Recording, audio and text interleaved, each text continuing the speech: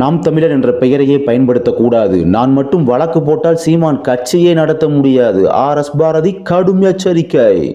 நாம் தமிழர் கட்சியின் ஒருங்கிணைப்பாளர் சீமான் நேற்று செய்தியாளர்களை சந்தித்த போது ஈரோட்டில் சென்று பெரியார் பெயரை பயன்படுத்தி ஓட்டு கேளுங்கள் பார்ப்போம் என்று திமுகவுக்கு சவால் விட்டார். அதன் பிறகு ஈரோடு பெரியார் பற்றி நான் அவதூறாக பேசினேன் என்பதற்காக சீமானுக்கு ஓட்டு போட வேண்டாம் என்று சொல்லித்தான் பாருங்களேன் என்றும் கூறினார். சீமான் ஏற்கனவே பெரியார் பற்றி அவதூறாக பேசியது தமிழகம் முழுவதும் சர்ச்சையை ஏற்படுத்தியது. இந்த விவகாரத்தில் அவர் மீது காவல் நிலையங்கள் 70க்கும் மேற்பட்ட வழக்குகள் பதியப்பட்டுள்ளது.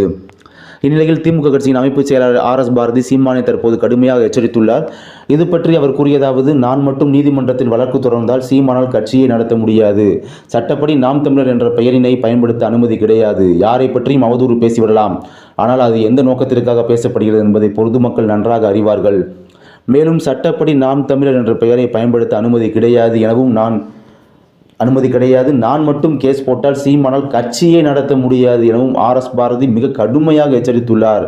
இப்படி அவர் கடுமையாக எச்சரித்துள்ள ஒரு விஷயம் பார்த்தீங்கன்னா அரசியல் வட்டாரத்தில் பரபரப்பை ஏற்படுத்தியுள்ளது.